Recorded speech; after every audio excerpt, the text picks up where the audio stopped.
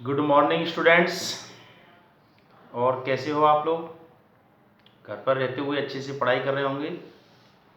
देखिए, हम 11वीं क्लास के बायोलॉजी के सिलेबस का जो पहला चैप्टर था, जिसका नाम है, जिसे हम पढ़ चुके हैं, जीव जगत, जिसमें हमने जीवों के बारे में सामान्य बातें पढ़ी कि भाई जीव क्या है, जीवों के अंदर कौन कौन से लक्षण पाए जाते हैं जिनको हम सजीवता के लक्षण कहते हैं।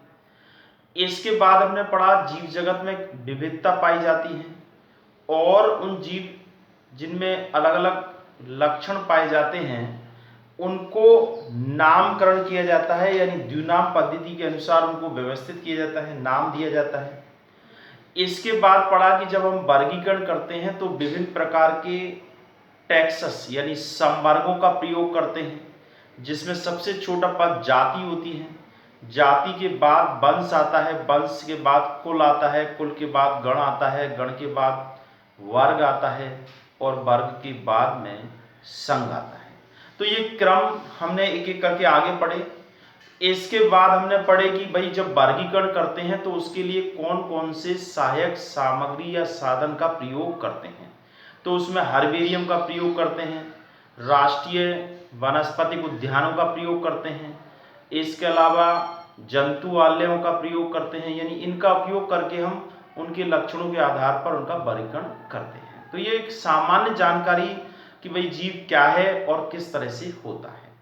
अब हम आज से दूसरा चैप्टर स्टार्ट कर रहे हैं, जो कि एक प्रकार से हमारा सिलेबस का एक व्यवस्थित चैप्टर है, जो कि आपको यहाँ से टैक्सोनॉमी हमारी स्टार्ट होती है। टैक्सोनॉमी का मतलब होता है कि जीव विज्ञान की वह शाखा जिसमें हम जीवों के वर्गीकरण का और नामकरण का अध्ययन करते हैं, तो वो हमारी कहलाती है वर्गीकी, जिसको अंग्रेजी में टैक्सोनॉमी कहते हैं। देखिए, हमारी पहली यूनिट जो है, जिसमें करीब 5-6 चैप्टर हैं, वो टैक्सोनॉमी से संबंधित है। तो आज हम दूसरा चैप्टर स्टार्ट कर रहे हैं, जिसका नाम है जीव जगत का वर्गीकरण। जीव जगत का वर्गीकरण।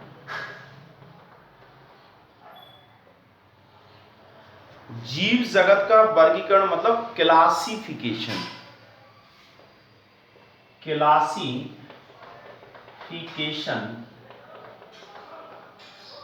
वर्गीकरण ऑफ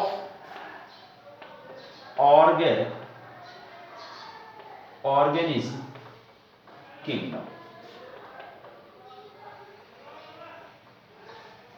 अर्थात हम एक प्रकार से जीव जगत का वर्गीकरण कर रहे हैं। देखिए, मानव सभ्यता के विकास के साथ ही मानव के आसपास पाए जाने वाले विभिन्न प्रकार के जो जीव हैं उनके वर्गीकरण का प्रयास किया गया, लेकिन पहले शुरू में एक व्यवस्थित तरीके से वर्गीकरण नहीं किया गया और एक प्रकार से अपने अनुमान के आधार पर, यानी सामान्य अपनी आवश्यकता के हिसाब से चीजों का या जीवों का वर्गीकरण किया गया था। जैसे अभी भी ऐसा ही होता है, जैसे कोई हम किसी पार्क में जाएं तो वर्गीकरण कर देते हैं, भाई फल वाले पेड़ अलग कर दें, फूल वाले अलग कर दें, लकड़ी प्राप्ति वाले अलग, औषधि प्राप्ति। तो वो एक सहज और अपनी अपनी एक प्रकार से सुविधा के हिसाब से वर्गीकरण कर दिया जाता है। लेकिन व्यवस्थित वर्गीकरण जो है, सबसे पहले जो चालू किया गया था वो अरस्तु के द्वारा किया गया था। अरस्तु ने वर्गीकरण का एक कार्य प्रारंभ किया और इन्होंने एक प्रकार से समस्त जीवों को, इन्होंने पादपों का वर्गीकरण किया, ना कि प्राणियों का। इन्होंने क्या किया कि एक तो वृक्ष होते हैं, एक झाड़ी होती हैं और एक प्रकार से शाकीय पौधे होते हैं। तो छोटे पादप शाकीय, वृक्ष जो लंबे पादप होते हैं और जो दोनों के मध्य में झाड़ी होती है। तो यहां ये तो पादप का वर्गीकरण था, लेकिन जनजीवों का कॉमन अगर वर्गीकरण देखें तो सबसे पहले एक वैज्ञानिक थे जिनका नाम था कैरोलस लिनियस।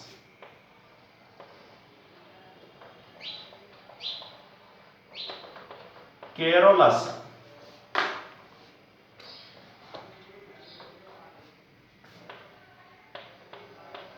कैरोलस बहुत फेमस वैज्ञानिक है। लीनियस।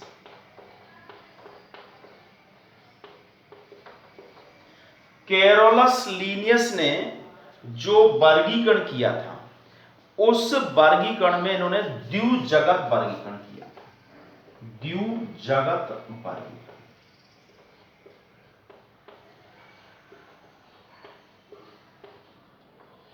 अर्थात इन्होंने समस्त जो जीव हैं जो इस दुनिया में पाए जाते हैं उनको दो वर्गों में बांट दिया है, यानी दो समूहों में बांट दिया है।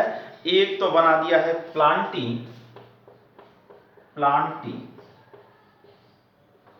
और दूसरा है एनिमेलिया।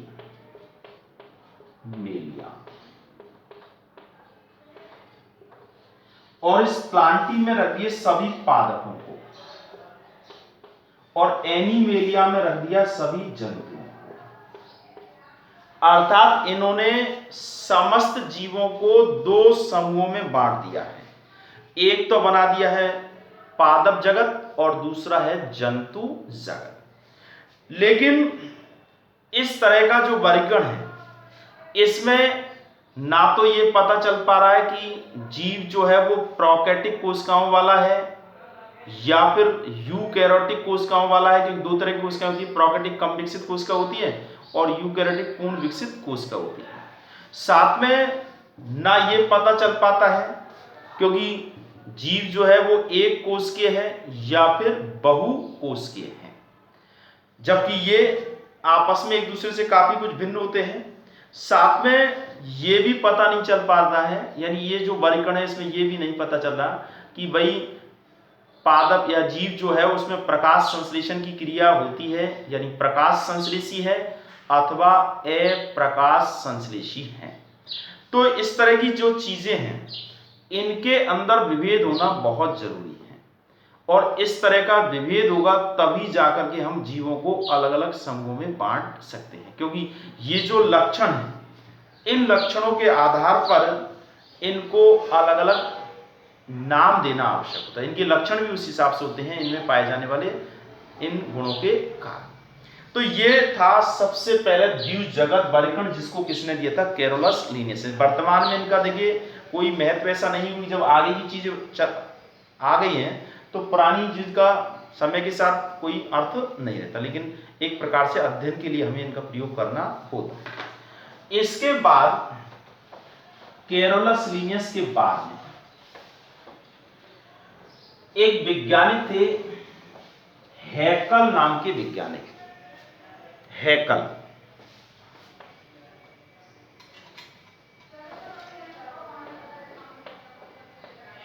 नाम के जो वैज्ञानिक थे, नामक वैज्ञानिक। हैकल नाम के जो वैज्ञानिक का पूरा नाम था अर्नेस्ट एच हैकल। इन्होंने पादप जगत और जंतु जगत के अलावा एक और जगत की अवधारणा दी, यानी इन्होंने तीन जगत वर्गीकरण पेश किया। तीन जगत या त्रिजगत वर्गीकरण कह सकते हैं इसको, त्रिजगत वर्गीकरण।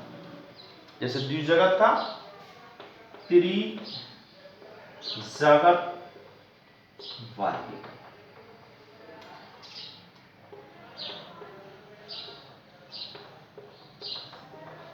अब इस त्रिजगत वर्गीकरण में एक तो दे दिया प्रोटिस्टा।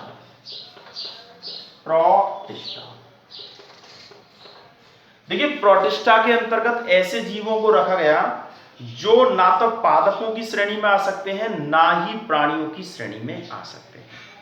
अर्थात ऐसे जीव जिनका संगठन बहुत ही सरल होता है, अर्थात जो एक कोष के जीव होते हैं, उनको किस में रखा गया था? प्रोटिस्टा में। और दूसरे जो है वो पहले वाली है प्लांटी और तीसरा है एनिमेलिया।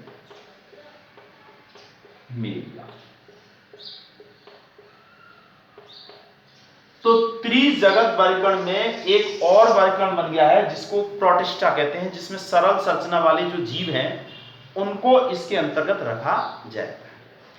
लेकिन फिर भी देखिए इस सरल जीव जो होते हैं इनमें भी कुछ तो प्रकाश संश्लेषी होते हैं, कुछ अप्रकाश संश्लेषी। इसके अलावा कुछ ऐसे होते हैं या कहें कि जिनमें प्रोकैरियोटिक कोशिका होती है या यूकैरियोटिक कोशिका। इसके आधार पर इसे और आगे अन्य वैज्ञानिकों के द्वारा वर्गीकृत किया गया था। तो इसके बाद एक दूसरे वैज्ञानिक थे जिनका नाम था कॉपलैंड, जिन्होंने 3 जगत से 4 जगतों की अवधारणा दी। अर्थात कहा कि 3 नहीं 4 हो जाते हैं। एक एक करके आगे बढ़ रहे हैं।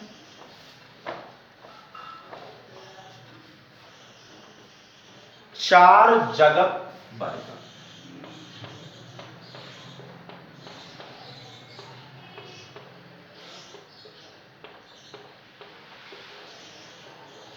ये 4 जगत वर्गीकरण जो दिया था वो कॉपलैंड नाम के वैज्ञानिक ने, कॉपलैंड नामक वैज्ञानिक द्वारा प्रस्तावित।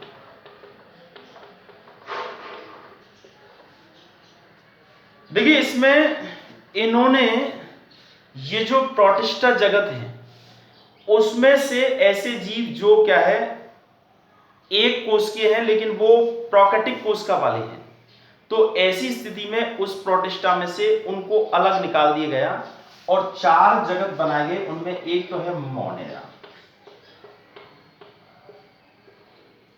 दूसरा जगत बना दिया है प्रोटिस्टा,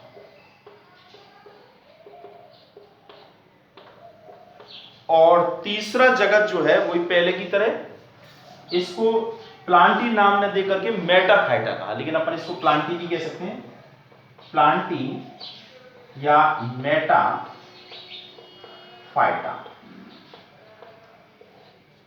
और चौथा जो है एनीमेलिया,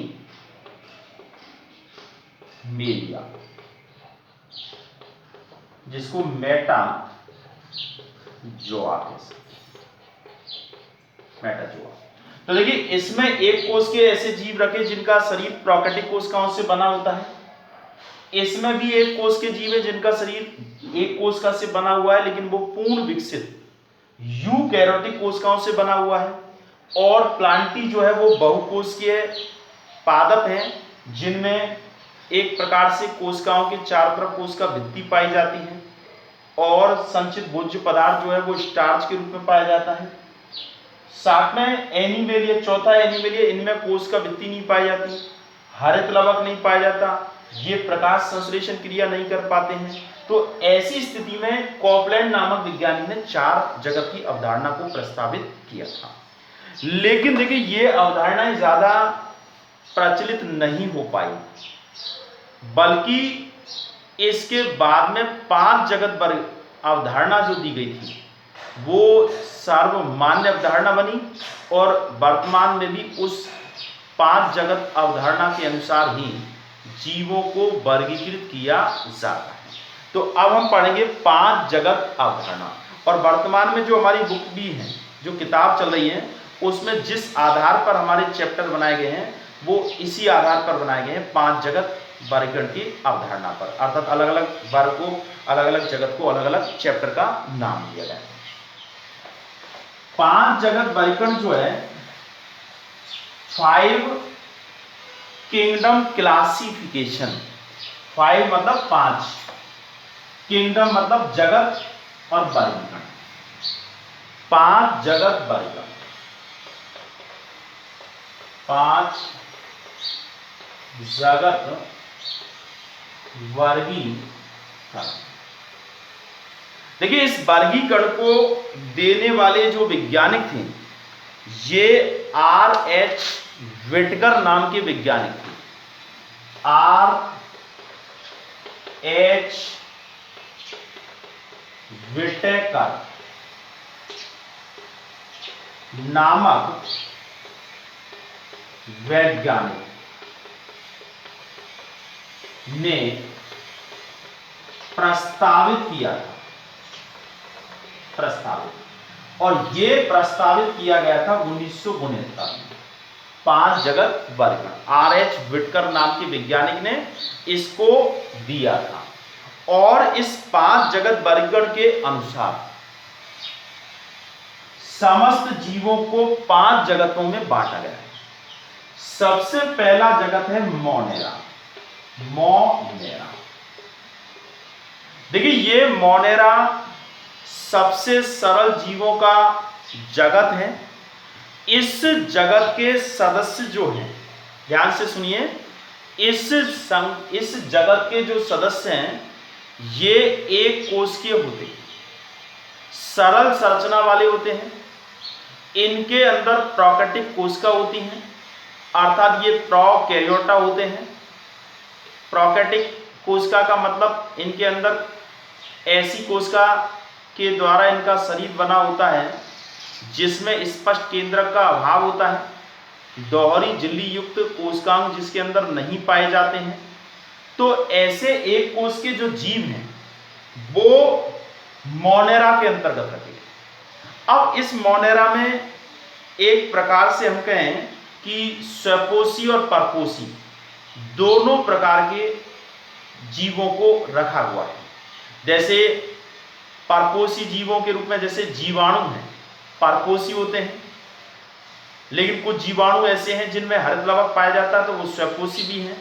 तो ये मोनेरा जगत के सदस्य जो होते हैं वो जैसे नीलहरित शैवाल हैं, साइनोबैक्टीरिया है, तो वो भी मोनेरा के अंतर्गत आते हैं। तो ये ध्यान रखिए, मोनेरा जगत में ऐसे जीवों को रखा गया है जो एक कोश के होते हैं, सरल होते हैं, प्रोकैरियोटिक होते हैं और जो प्रकाश संश्लेषी भी होते हैं और अप्रकाश संश्लेषी भी होते हैं। उदाहरण के रूप में जीवाणु है, नीलहरित शैवाल है, तो वो मोनेरा जगत के अंतर्गत आते हैं। इसके अलावा एक माइकोप्लाज्मा नाम का जीव होता है, वो भी इसमें आता है मोनेरा के अंतर्गत। देखिए हम एक एक करके डिटेल पढ़ेंगे।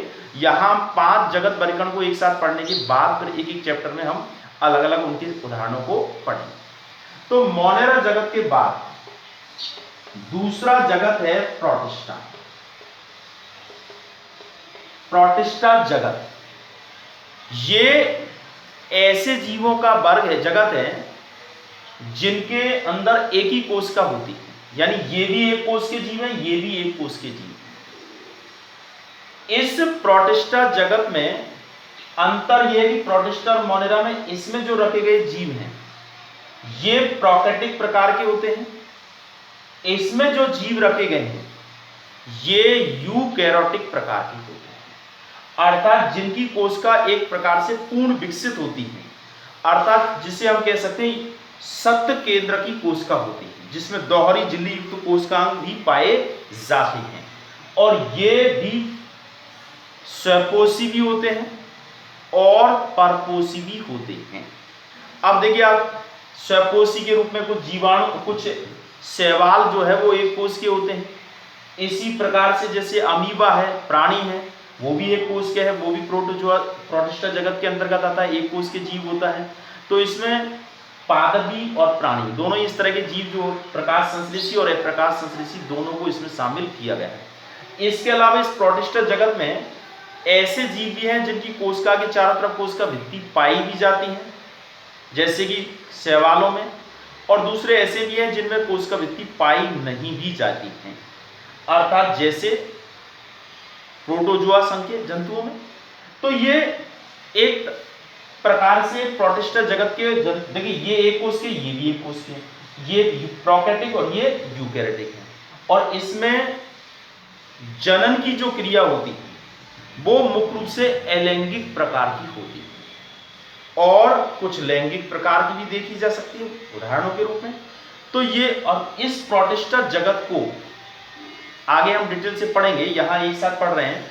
इसको 5 वर्गों के अंदर बांट दिया गया है और उन 5 वर्गों में एक तो होता है युगल, एक तो होता है सबसे पहला जो है क्राइसोफाइट्स, क्राइसोफाइट्स, दूसरा है डाइएनोफ्लैजिलेट्स, तीसरा है यूग्लिनोइड्स और चौथा जो है इसमें यूग्लिनोइड्स, एक तो हो गया क्राइसोफाइट्स, डाइएनोफ्लैजिलेट, यूग्लिनोइड्स, एक होता है स्लाइम मोल्ड और एक होता है प्रोटोजोआ। तो कितने हो गए? 5। एक बार फिर सुन लीजिए, क्राइसोफाइट, दूसरा डाइएनोफ्लैजिलेट, तीसरा यूग्लिनॉइड, चौथा स्लाइम मोल्ड और पांचवा है प्रोटोजोआ। तो ये प्रोटिस्टा जगत को हम आगे डिटेल से पढ़ेंगे। अब देखिए इसमें तीसरा जगत जो है इसमें फंजाई, फंजाई जिसको कवक कह सकते हैं। देखिए फंजाई यानी कवक इस प्रकार के यूकैरियोटिक, देखिए ये दोनों एक कोष के, ये बहुकोष के, ये जो है बहुकोष के, साथ में ये यूकैरियोटिक कोशिकाओं वाले होते हैं, परंतु इनमें हरित लवक नहीं पाया जाता है। तो ये एक प्रकार से यूकैरियोटिक कोशिकाओं के वाले ऐसे जीव इसमें रखे गए हैं जिनका शरीर तंतु रूपी संरचना के रूप में होता है। आपने देखा होगा कवक होते हैं, फफूंदी होती है, वो कवक होते हैं, और जिनके ऊपर कोशिका भित्ति पाई जाती है। लेकिन वो कोशिका भित्ति पादपों के अंदर कोशिका भित्ति जो पाई जाती है उससे भिन्न होती है, क्योंकि इनमें कोशिका भित्ति जो है वो काइटिन की बनी हुई होती है, और इनमें संचित भोज्य पदार्थ जो होता है ये स्टार्च के रूप में न होकर के ग्लाइकोजन या तेल की बूंदों के रूप में होता है। ये बात आगे हम डिटेल से पढ़ेंगे, यहाँ एक एक करके आगे बढ़ रहे हैं। तो ये फंजाई जैसे एल्विगो, ये भी 5 बार गए इनके भी, फाइकोमाइसिडीज, एस्कोमाइसिडीज, बेसिडियोमाइसिडीज, ड्यूटेरियोमाइसिडीज, ये बार गए फंजाई। अगला जो है चौथा प्लांटी, प्लांटी। देखिए ये जो शुरुआत में जो दिया गया वही है, एक प्रकार से यूकैरियोटिक कोशिका वाले पादपों को इसमें रखा गया है, जिनकी कोशिकाओं के चारों तरफ कोशिका भित्ति पाई जाती है। ये कोशिका भित्ति सेलुलोज के द्वारा बनी होती है, और ये हरित लवक युक्त होते हैं, और हरित लवक युक्त होने के कारण इनमें प्रकाश संश्लेषण की क्रिया हो जाती है, और ये अपना भोजन स्वयं करने में सक्षम होते हैं। तो एक प्रकार से इनमें जनन की क्रिया जो है वो लैंगिक होता है, और निषेचन की क्रिया भी इनके अंदर होती है। तो ये एक पादप जगत है जिसमें सारे पादप आ जाते हैं, और वो पादप भी कई प्रकार के होते हैं, आपने पढ़े होंगे छोटी क्लासों में, शैवाल से लेकर के और एंजियोस्पर्म तक। शैवाल होते हैं, शैवाल से थोड़े से ज़्यादा विकसित जो पादप होते हैं उनको ब्रायोफाइट्स कहते हैं, और ब्रायोफाइट से थोड़े से और विकसित जो पादप होते हैं उसको टेरिडोफाइट्स कहते हैं, और टेरिडोफाइट से विकसित होते हैं उनको जिम्नोस्पर्म, और जिम्नोस्पर्म से और ज़्यादा विकसित जो पादप होते हैं उनको कहा जाता है एंजियोस्पर्म। तो इस तरह से ये पादप है, ये भी हम डिटेल से पढ़ेंगे अगले चैप्टरों में। अगला जो है 5वां जगत है एनीमेलिया। एनीमेलिया जगत के अंतर्गत आते हैं ऐसे जीव जो यूकैरियोटिक कोशिका वाले होते हैं, बहुकोशिकीय होते हैं, जिनमें कोशिका भित्ति नहीं पाई जाती, अर्थात प्राणी है तो कोशिका भित्ति नहीं होगी, और जो हरित लवक युक्त भी नहीं होते हैं, अर्थात जिनमें जो दूसरों से अपना पोषण प्राप्त करते हैं, अर्थात परपोषी के रूप में जीवन व्यतीत करते हैं। तो ऐसे प्राणी जो है वो इसमें एनीमेलिया के अंदर आते हैं। अब देखिए इस एनीमेलिया में भी जो प्राणी आते हैं वो पॉरीफेरा से लेकर के कॉर्डेटा तक के आते हैं। आपने पढ़े होंगे प्राणियों के समूह होते हैं, संघ होते हैं, जैसे पॉरीफेरा, पॉरीफेरा के बाद Coelenterata, Platyhelminthes, Aschelminthes, Annelida, Arthropoda, Mollusca, Echinodermata, Hemichordata और कॉर्डेटा। और कॉर्डेटा के अंदर भी 5 वर्ग होते हैं, स्पीशीज, एम्फीबिया, रेप्टिलिया, एवीज और मैमले। तो एक एक करके हम आगे बढ़ेंगे, तो इसलिए घबराने की जरूरत नहीं है, ये अभी क्रम चलेगा, धीरे धीरे हर बात को हमको आपको बताएंगे। तो आज हमने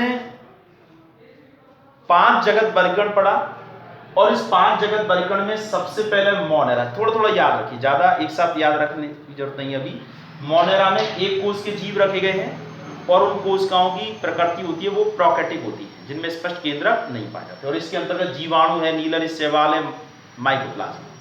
प्रोटिस्टा जगत में इसमें भी एक कोष के जीवों को रखा गया है, लेकिन इनकी कोशिका यूकैरियोटिक होती है। इसके अंतर्गत क्राइसोफाइट्स है, डाइएनोफ्लैजिलेट हैं, यूग्लिनॉइड, यूग्लिना जिसमें आता है वो है, प्रोटोजोआ है, स्लाइम मोल्ड है, फंजाई में कवक होते हैं, अर्थात कवकों के भी वर्ग होते हैं, जैसे फाइकोमाइसिडीज, एस्कोमाइटिसी, बेसिडियोमाइसिडीज, और प्लांटी इसमें पादप आते हैं। शैवाल से लेकर के एंजियोस्पर्म वर्ग के जो पादप हैं वो प्लांटी के अंतर्गत आते हैं। और एनिमेलिया, इसमें प्राणी आते हैं और वो प्राणी पॉरीफेरा से लेकर के कॉर्डेटा संघ तक के होते हैं। तो ये हमने 5 जगत वर्गीकरण पढ़ा है, अर्थात आप सबसे पहले पांचों के नाम याद रख लीजिए, बस शुरुआत इतना करिए। और 5 जगत किसने दिया था? विटकर ने दिया था। कौन कौन से जगत इनके द्वारा प्रस्तावित किए गए हैं, और हम इसी को और आगे बढ़ाएंगे, ठीक है। तो ये 5 जगत वर्गीकरण है, तो आप इसे नोट करिए। अब देखिए हम आपको होमवर्क दे रहे हैं जो कि आपको करना है।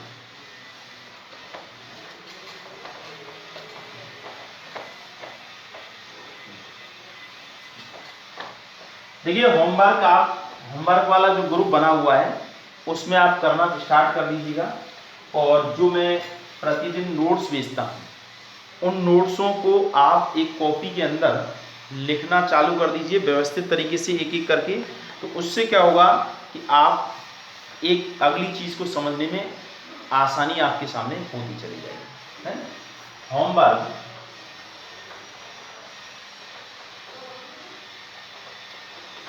पहला प्रश्न है, द्विजगत वर्गीकरण किसने दिया था? बहुत सीधी बात है, द्विजगत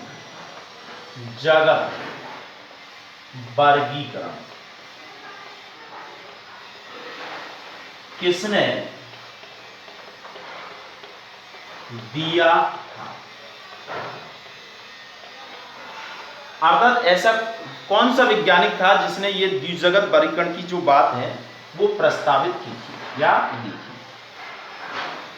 फिर आता है 5 जगत वर्गीकरण किसके द्वारा प्रस्तावित? 5 जगत वर्गीकरण किसके द्वारा प्रस्तावित किया गया? देखिए दोनों में वैज्ञानिकों के नाम हैं। तीसरा प्रश्न है, 5 जगत वर्गीकरण, 5 जगत वर्गीकरण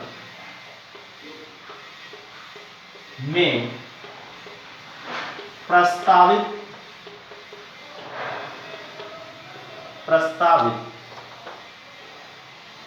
5 जगतों के नाम, 5 जगतों के नाम लिखिए। अगला प्रश्न है, ये जो वर्गीकरण है किसे कहते हैं? वर्गीकरण क्या है ये आपको याद होना चाहिए, क्योंकि वर्गीकरण तो ही तो हम पढ़ रहे हैं। तो ये वर्गीकरण क्या है या वर्गीकरण किसे कहते हैं?